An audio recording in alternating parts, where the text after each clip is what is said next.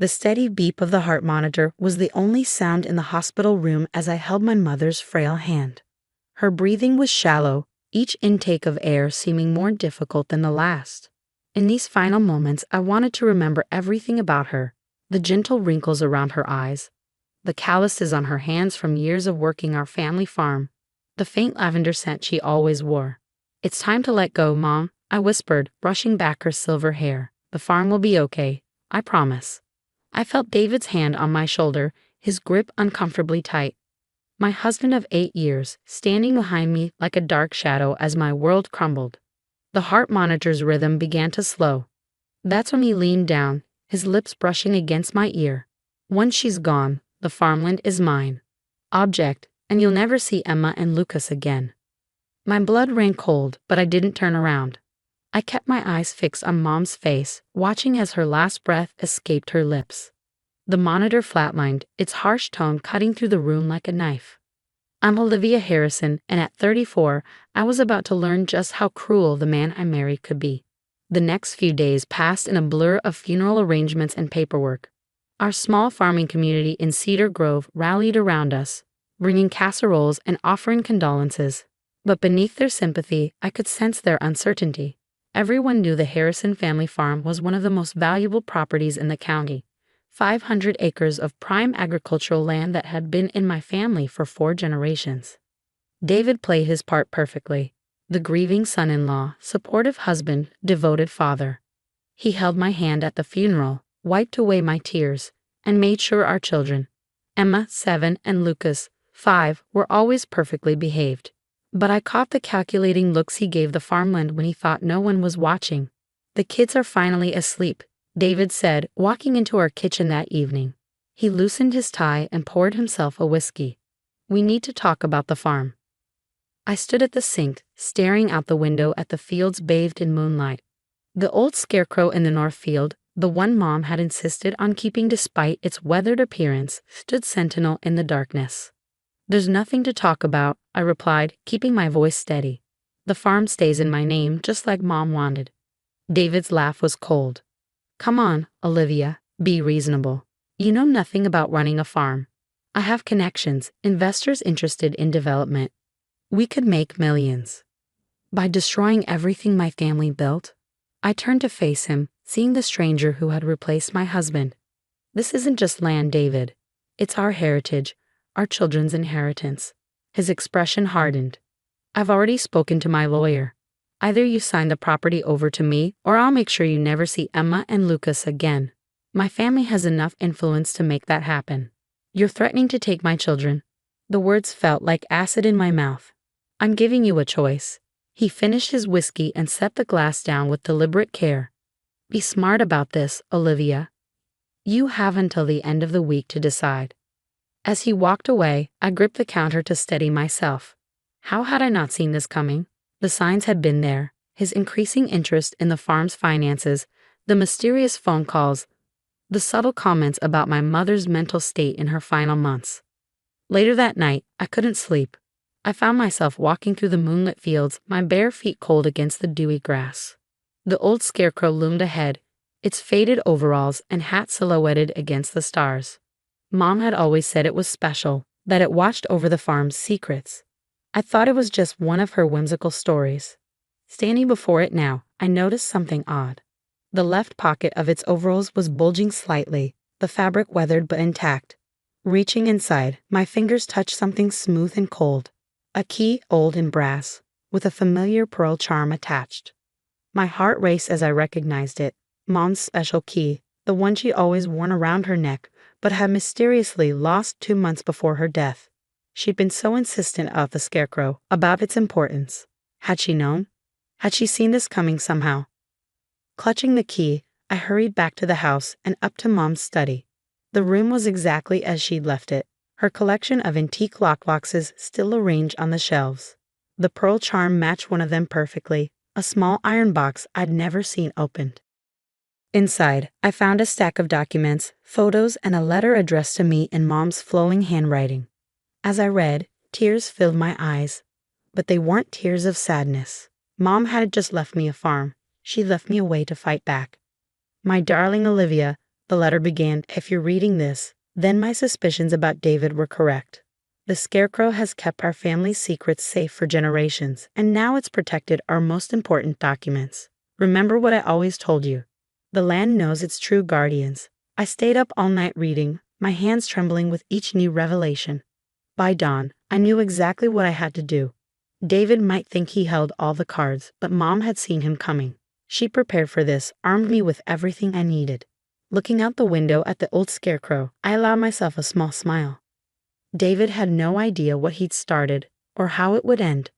The sun rose over Cedar Grove, painting the fields gold. It was time to show my husband exactly who he was dealing with. Mom had taught me well, and the farm had one more secret to share. The next morning, I moved through our daily routine with calculated precision.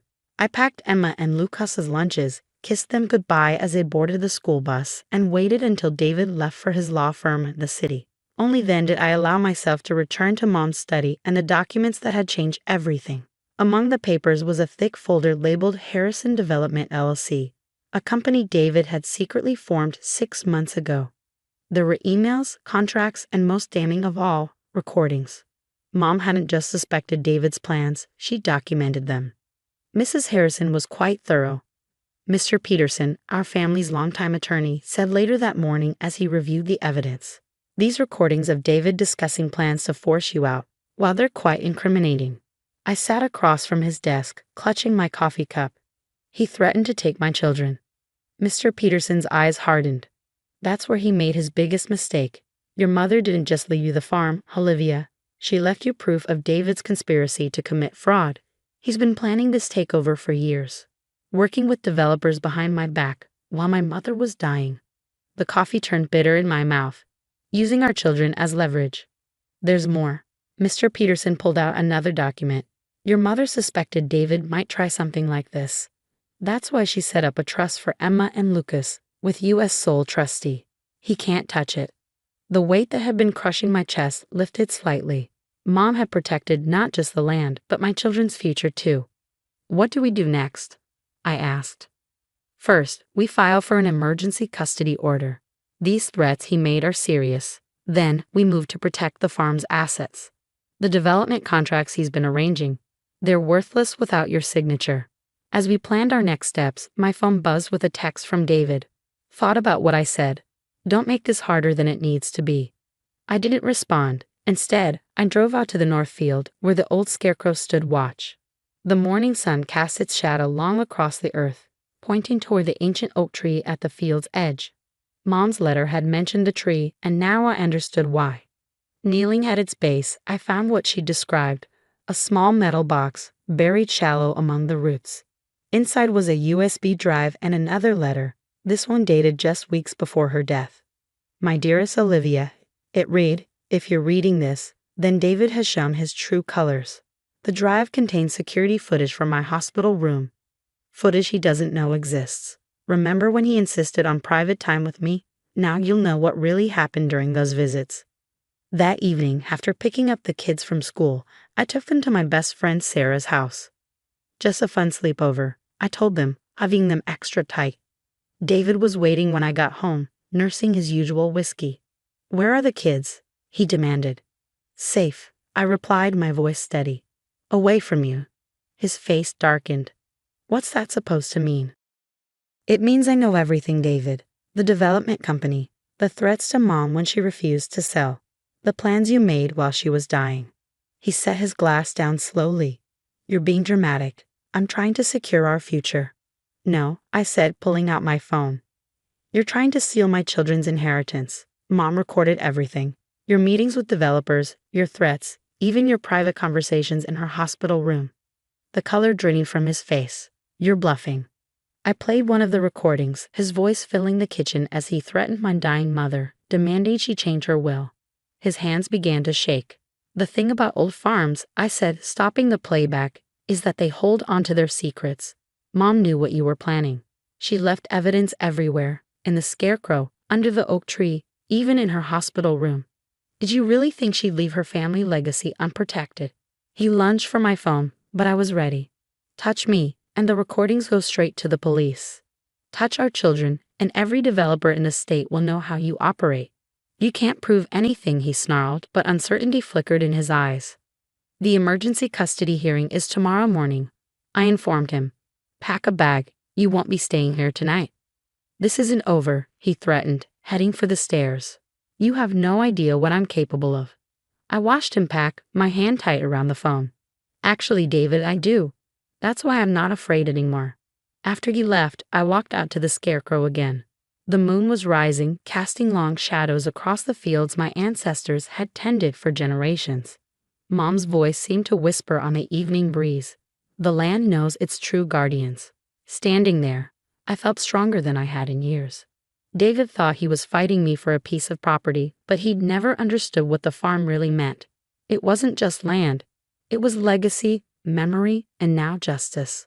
Tomorrow would bring the custody hearing, and with it, the beginning of David's downfall. But tonight, under the stars my mother had taught me to name, I was exactly where I belonged. The old scarecrow kept its vigil, guardian of one last secret that would seal David's fate.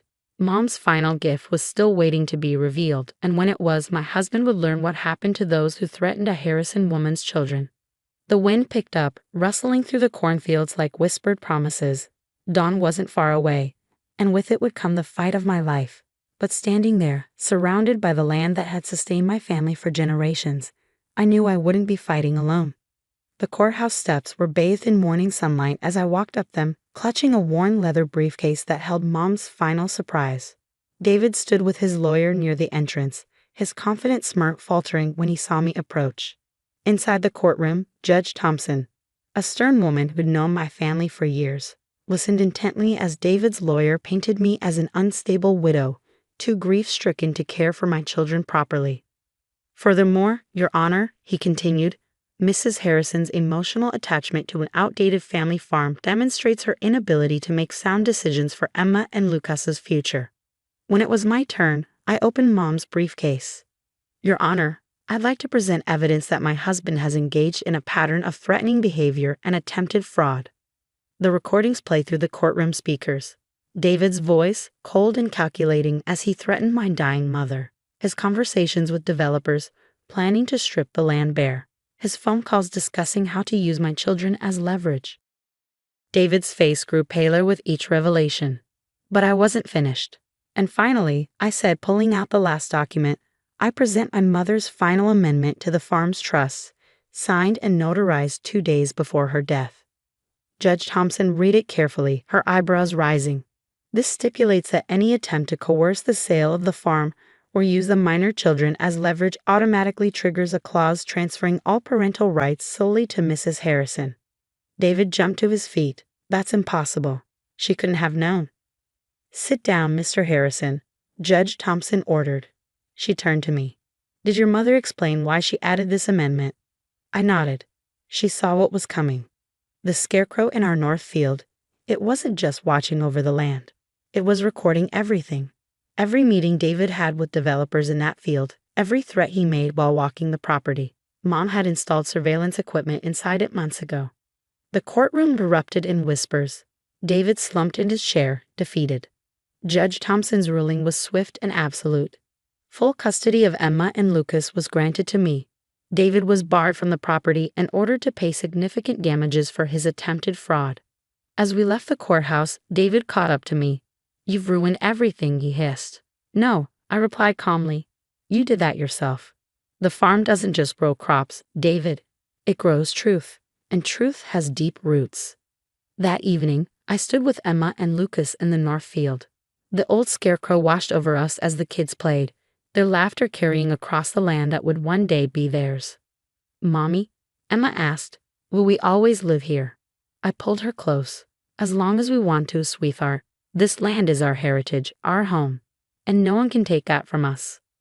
Later, as the sun set, I found one last letter from Mom in a scarecrow's pocket. My dearest Olivia, it read, now you understand why I always said the land knows its true guardians. You've protected our legacy, just as I knew you would. The farm is more than earth and crops. It's the story of strong women who refuse to be bullied or broken. Your children will grow up knowing that strength, just as you did. I'm so proud of you, my brave daughter. 5 years have passed since that day in court. The farm thrives under my care, It's organic produce feeding our community just as it has for generations.